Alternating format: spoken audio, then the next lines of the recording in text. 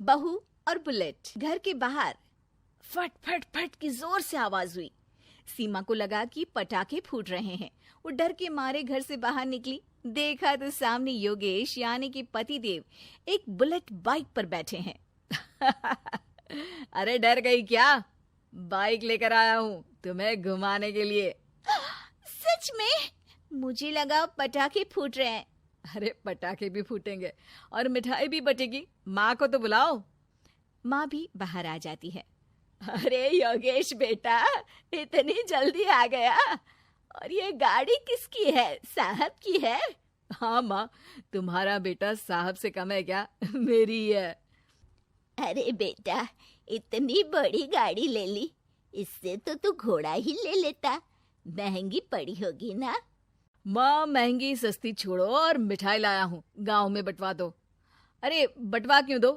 पीछे बैठो, गांव में बांट कर आते हैं। सब खुश थे। योगेश गांव के बाहर एक कोयले की खदान में मजदूरी करता था। मेहनत और अकल से उसने वहां ठेकेदारी का काम सीख लिया और सूझबूझ से ठीक ठाक पैसा बनाने लगा। गांव में बात फैल गई कि योगेश के घर धमाका गाड़ी आई है। ऐसी गाड़ी पहले कभी किसी ने गांव में तो देखी नहीं थी। योगेश और माँ गाड़ी से वापस घर आ जाते हैं। बेटा, बाबूजी ऊपर से देख रहे होंगे और आशीर्वाद भी दे रहे होंगे तुझे। वो होते तो उनको भी घुमाता माँ। पूरे गांव में नाच नाच के मिठाई बांटने जाते।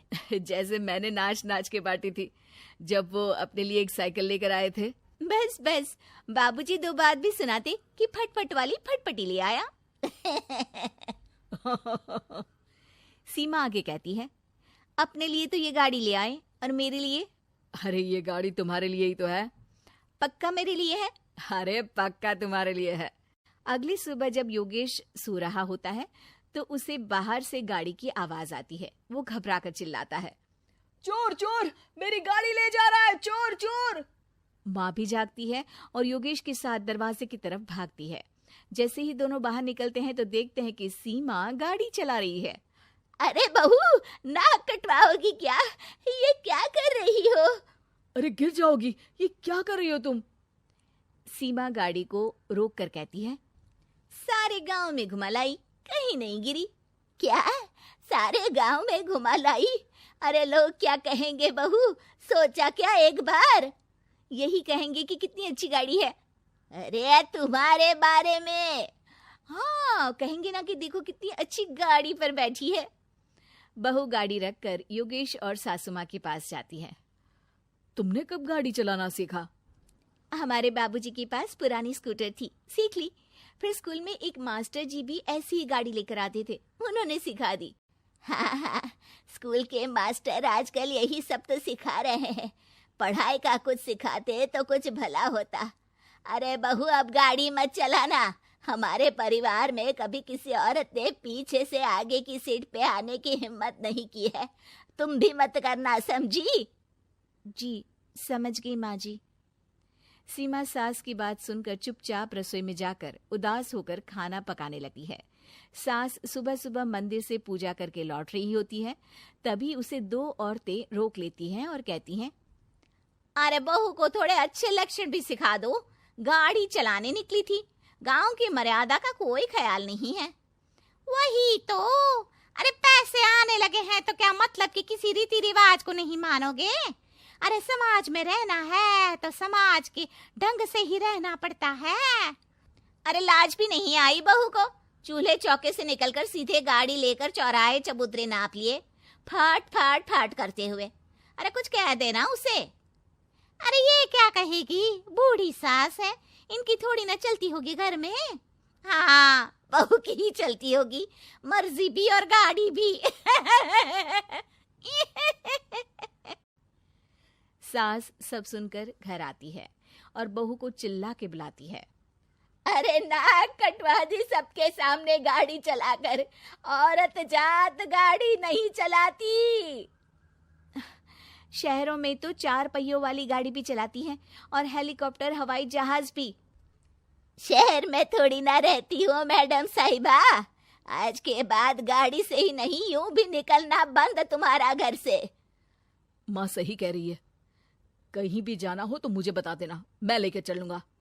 आज माँ को तुम्हारे कारण कितनी बातें सुननी पड़ी। इतना कहते हुए योगेश वहां से चला जाता है। बारिश की वजह से कारखाने के रोड पर कीचड़ रहता है, इसीलिए योगेश गाड़ी घर रख कर जाता है और किसी से लिफ्ट लेकर कारखाने पहुंचता है ताकि नई गाड़ी गंदी ना हो।